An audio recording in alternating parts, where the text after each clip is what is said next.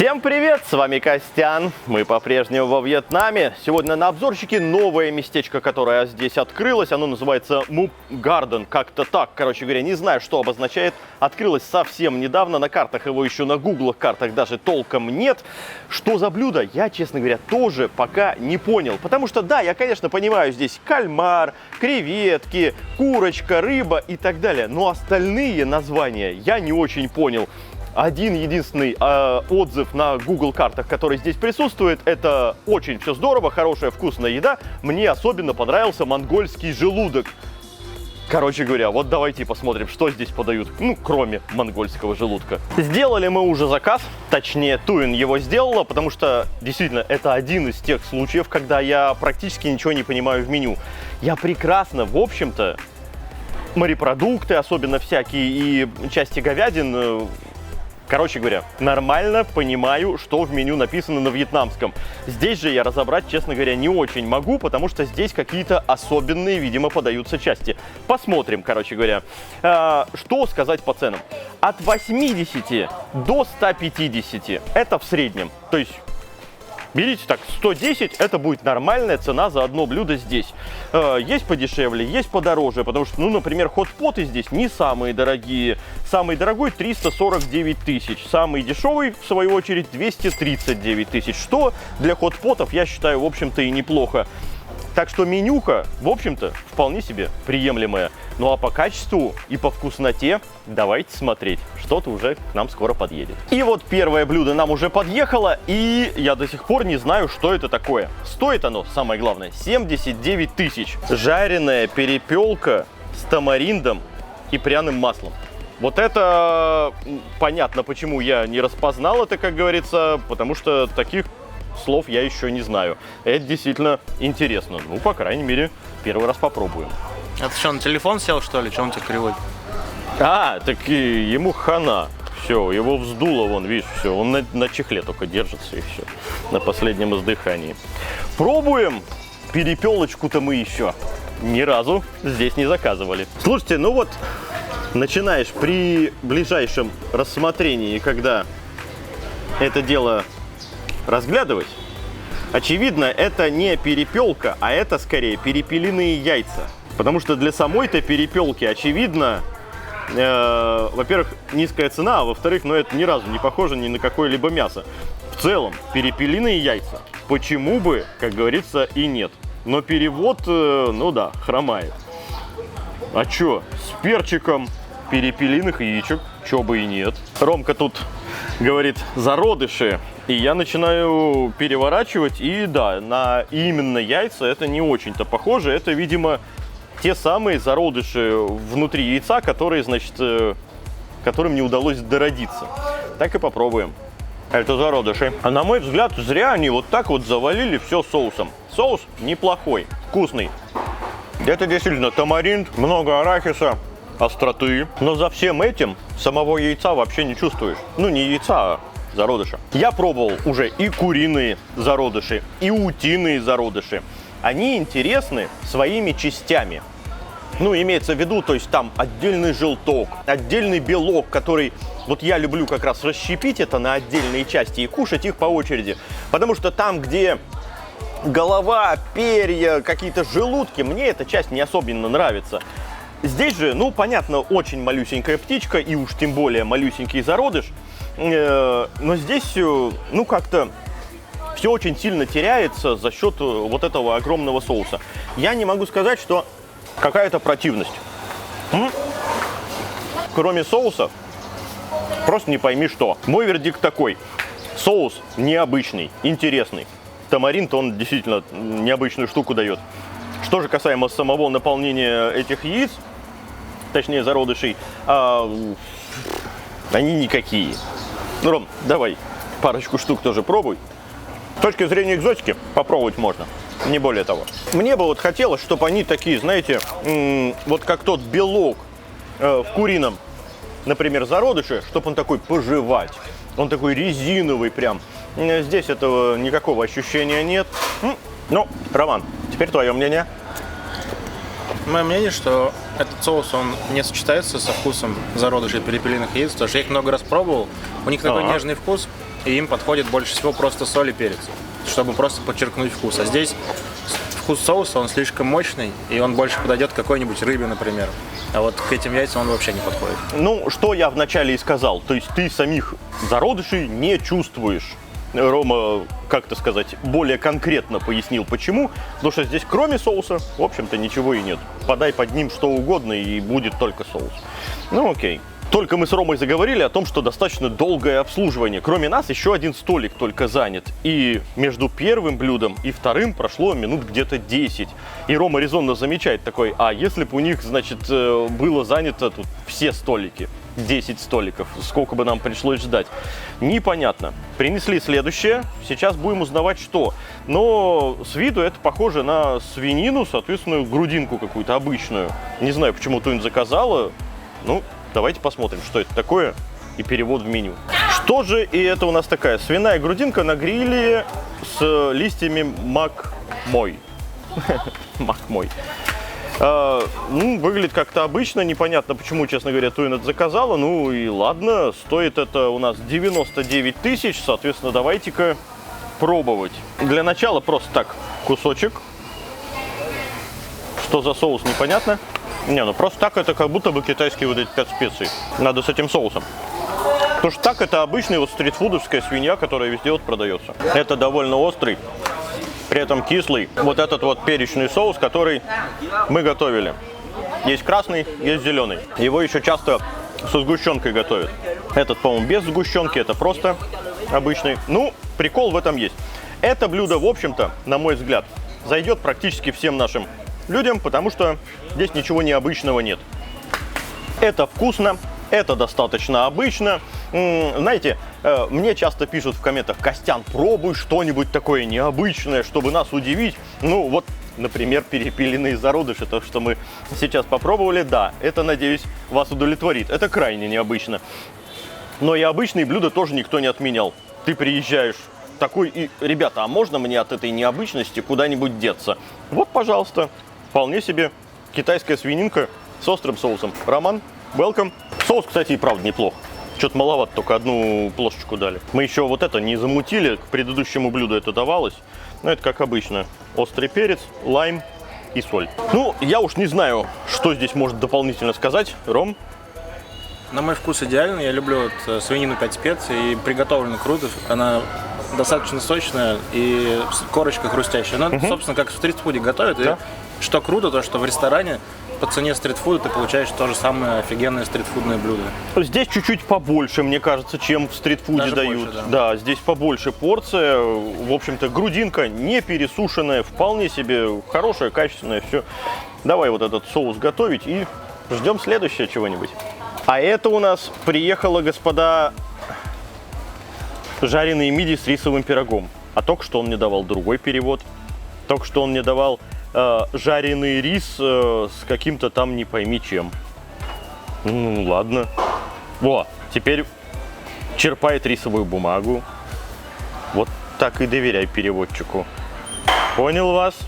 Пробуем черпать рисовую бумагу с жареными мидиями и пирогом рисовым. Как-то так. 79 тысяч это стоит. Давайте посмотрим, что здесь у нас. Ну, если тут мидии есть, то они как-то очень сильно разрезаны. Выглядит как фарш. Опять же, с арахисом, довольно приличным количеством. Как обычно, народ наблюдает. И, соответственно, когда я вот выкладывал себе это в отдельную плошку и поливал соевым, подошел человек, говорит: возьми рисовую бумажку, сюда вот так вот выкладываешь. И, ну, в данном случае рисовый хлебушек, и пробуешь. Это хорошо, здорово, потому что этот рисовый хлебушек мне действительно очень нравится. Я для начала просто так. Лемонграсса! Я за ним даже арахиса не чувствую. Мне не нравится. По одной простой причине. Я наелся жареного лемонграсса. Ну давайте по максимуму попытаемся это исправить. Вот так. Вот так. И вот так. Давай, поправляйся. Вот какую-то такую вот ерундовину. Получился лемонграсс с огурцом.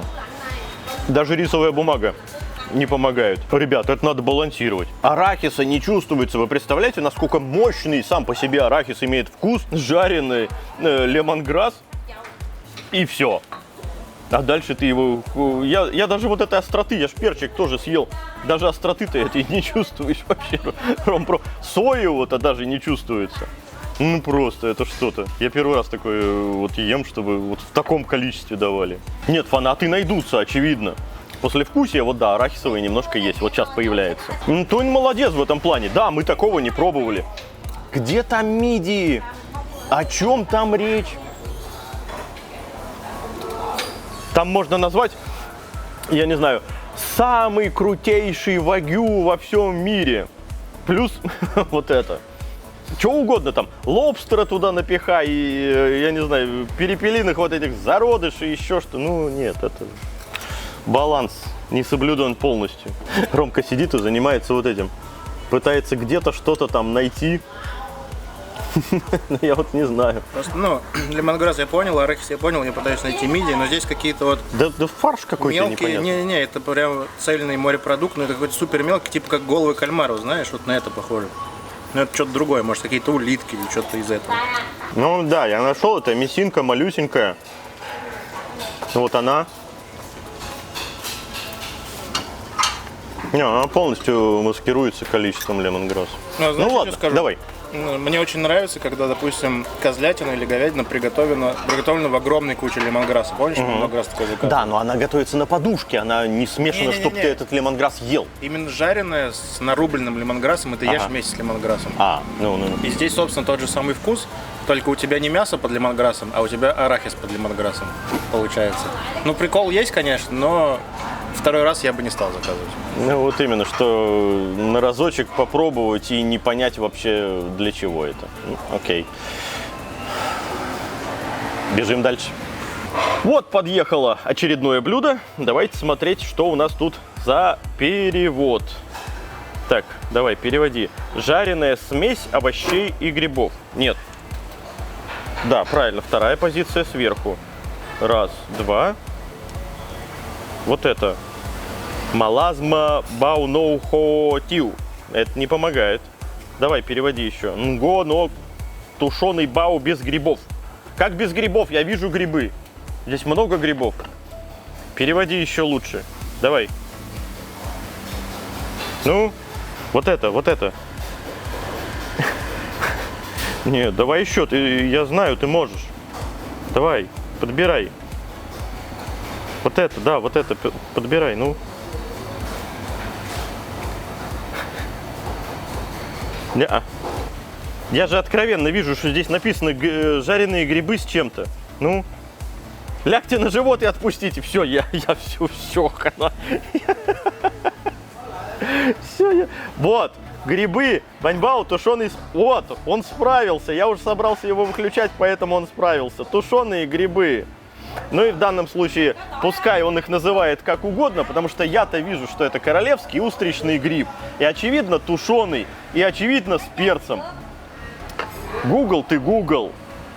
Мои ничтожные познания во вьетнамском, плюс мои визуальные понимания того, что нам принесли, лучше, чем все твои переводы вместе взятые. Ей-богу. Google, работай над собой. Потому что вот они, отличные грибочки. О, и вешенки имеются, и королевский устричный. Какие-нибудь еще? Нет, вешенки и устричный. Ну и хорошо. Перец есть, острота есть. Потушили. Ну, главное, чтобы соус хороший был. А в целом, да вообще отлично. Чё б такую мисочку грибов-то не навернуть, а? Перед тем, как пробовать, давайте закажем последнее блюдо. Эмой, could you please? Сейчас я воспользуюсь переводчиком, да? Вот это блюдо. И где у нас Google карты? И вот отзыв на то самое монгольское... Я. Монгольский желудок.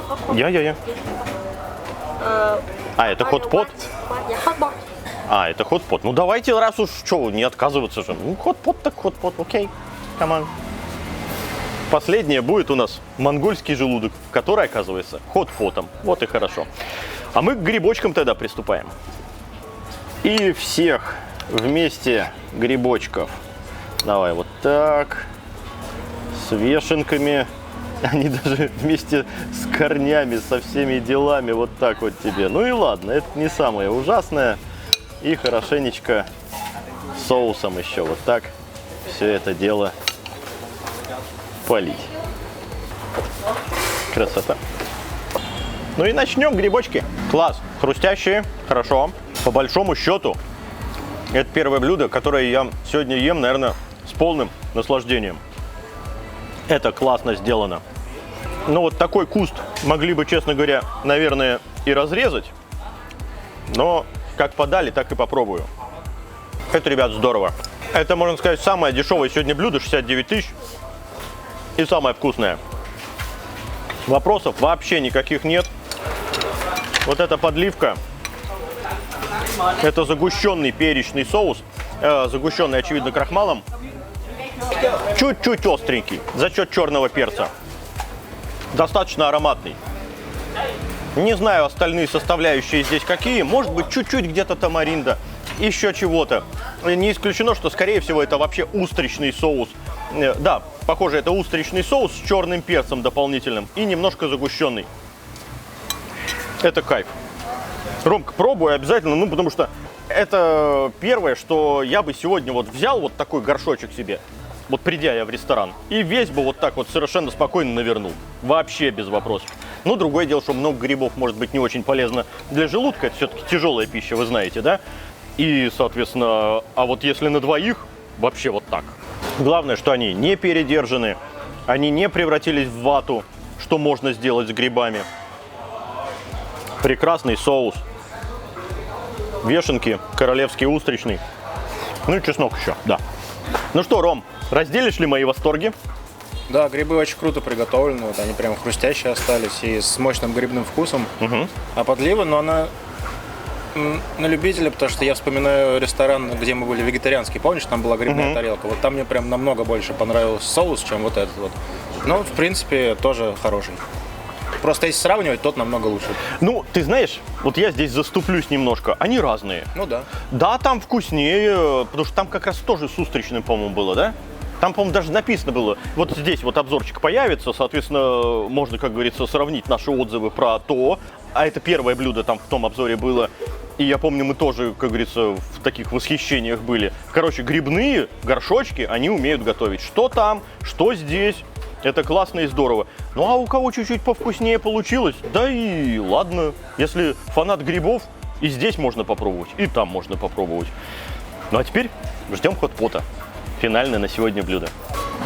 Намфоп? Намфоп? Окей, команд. Говорит, 5 минут еще подождать, потому что, ну, мы сидим.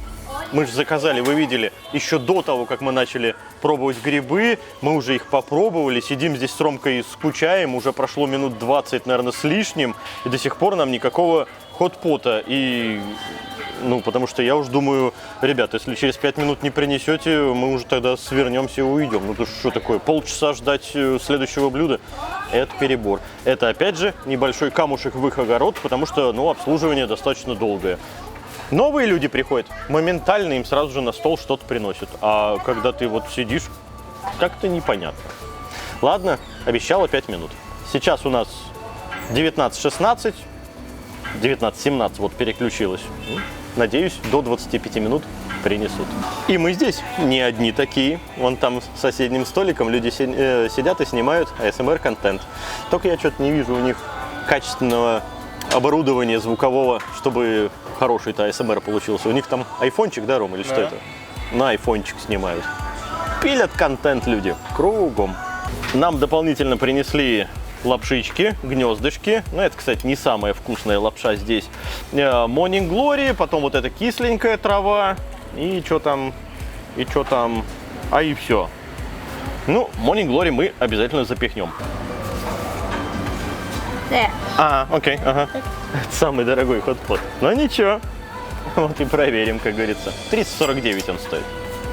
Кто бы сомневался, что будет отзыв на этом самом, на Гугле про самый дорогой хот-pot. Вот и верь после этого. Хотя нет, почему? Мы сейчас попробуем. А то я хотел сказать, знаешь, это они сами оставили, знаешь, заходи, самый вкусный хот-pot будет. Не исключено, что так и есть. Посмотрим. Да не, если бы они сами оставили, они бы само место на Гугле нормально оформили, а там просто оформление 0. Ладно, сейчас закипит, посмотрим. Лапшу кидать не будем, да? Это сам траву покидаем только. Да. Или ты хочешь лапши? Не. Окей. Закипело. Закидываем Morning Glory. Здесь уже, кстати, для нас специально все порезали. А давай немножко вот этой тоже травы кинем. Давай. Вот так. Ну вот она уже и пробурлила. Давайте накладывать. Мясо вижу. Ой, перчик есть. Чё ж такие маленькие плошечки-то нам дали, а? Горячо. О, это то, что, очевидно, главное здесь. Ну-ка, давай. Вот так. Больше похоже на ежиный желудок. Ну смотри, он завернут, там что-то внутри есть, очевидно. А, горячо, Ром, все, не могу. Давайте так-то посмотрим, что здесь еще имеется. Ага, ну вот эти вот кубышечки, назовем их так, они, смотри, завязанные, походу, это специальная штука такая. Вот это интересно. На гриб-дождевик похоже, смотри. Ну какая-то желудок же есть, правильно? Ну, это, очевидно, какие-то желудки, вот видишь, да. Монгольские. Выглядят как грибы-дождевики. Прикольно.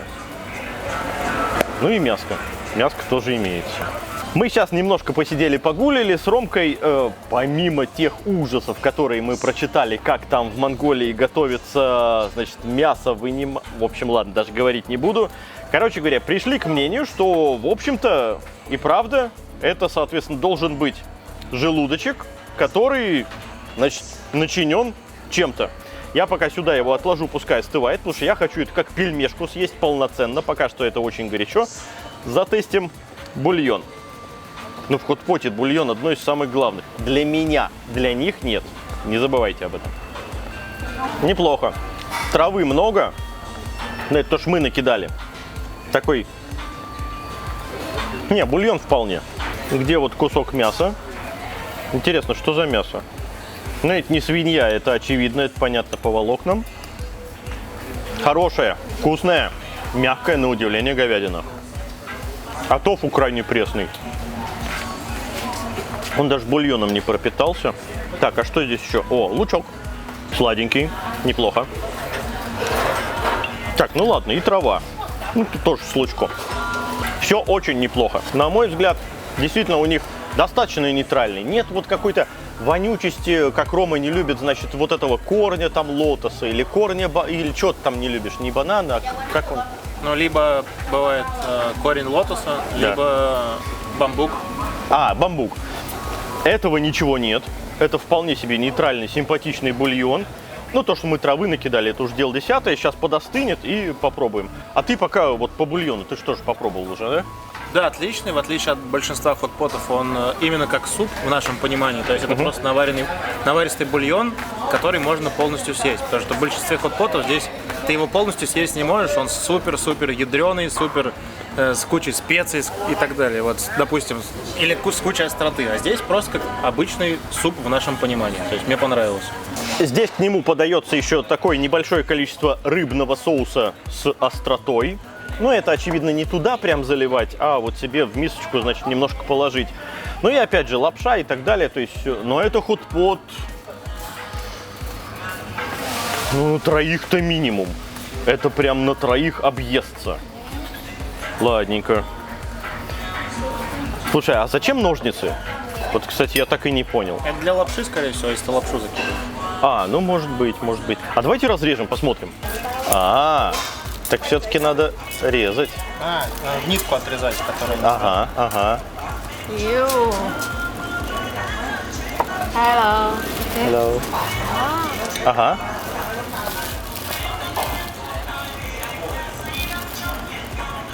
Ну вот. Все ясно тогда. Понятно. Давайте. Где тут у них нитка? Оп. И вот так. И вот так. И вот это вот уже можно съедать. Как знал, говорится, что нужно что-то там будет подрезать. Ну ладненько. Ром, давай вон разрезанную. А, ты хочешь сам? Давай, кроши тогда. А я целиковскую сразу. Я хотел сказать изначально, что не смотрите вы на отзывы в гуглах. Смотрите. Это супер вкусная пельмешка. То, что она внутри желудка практически не чувствуется. Желудок тоненький, он интересную текстуру дает. Но и вот этой противности, то, что мы с Ромой кучу раз эти желудки пробовали, это вообще здесь ни о чем. Здесь желудок шикарен. Внутри мясо прекрасное. Вот таких-то пельмешек, да я бы, как говорится, навернул. Роман. Слушай, да это как пельмешка, помноженная на вечность. Терминатор, вышедший из джунглей. Потому что вместо теста у тебя еще дополнительно, вот, как еще какое-то мясо дополнительное. Прям очень круто. Это правда здорово, потому что в тесте свой шарм есть. Здесь я вопросов не имею, потому что сейчас, если я скажу, что такое это лучше, чем тесто, обернутое вокруг мяса, хейта я наловлюсь немерено. Это не лучше, это по-другому. Но то, что внутри шикарный набор мяса, отличный фарш, это очень вкусно. Вообще без вопросов. Это крайне замечательный хот-pot. Только, знаешь, вот, а я не знаю, сколько вот мы с тобой, значит, 3 съели. Давай посмотрим, сколько их там. 4, 5, 6, 7. Плюс еще, короче говоря, плюс еще мясо. Скорее всего, то, что 7 я нашел, скорее всего, я не все нашел. Плюс там еще действительно отдельные куски. Короче говоря, очень хороший хот-pot. За свои деньги, 349 тысяч, я напомню, 3 людям точно наестся. Поэтому это получается крайне недорогое блюдо. А ты бы назвал этот хот-pot самым крутым и необычным, что мы пробовали? Дай подумать.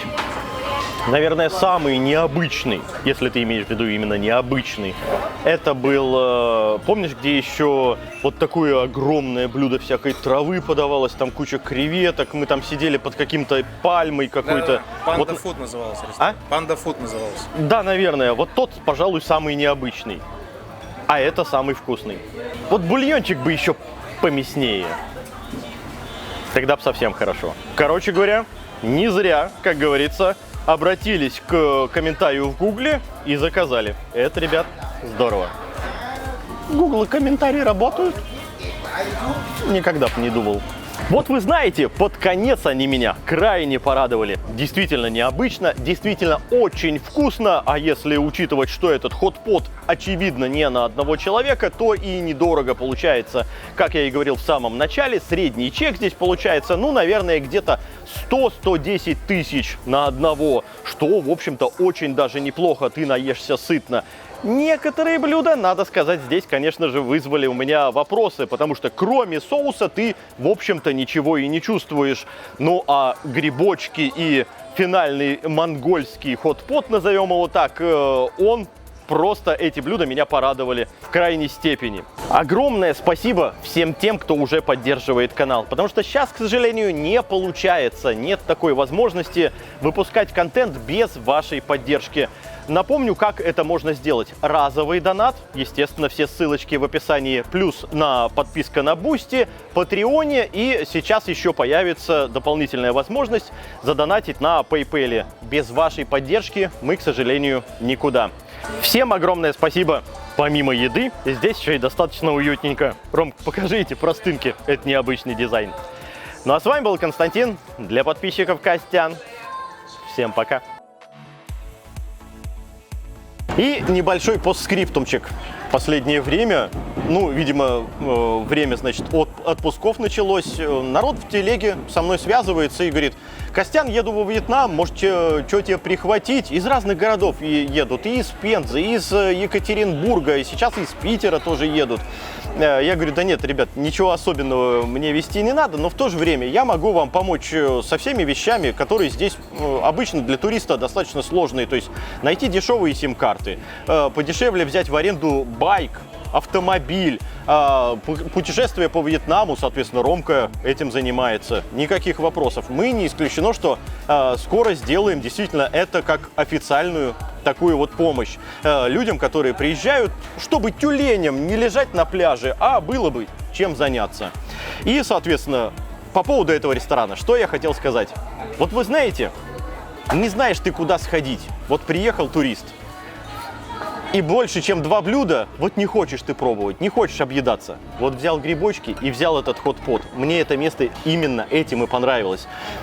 Ты вот так поел, и вот так поел, и очень вкусно, и недорого, и при этом, ну вот именно за этим мы и снимаем. Чтобы вы, когда приедете, дай бог получится у каждого, знали, куда заскочить. Всем еще раз пока и огромное спасибо.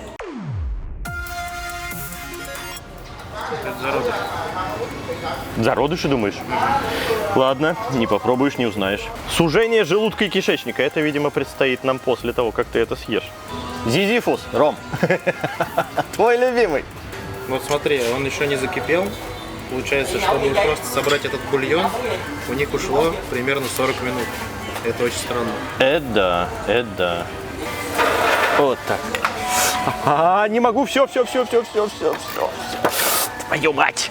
Облился весь, обжегся весь.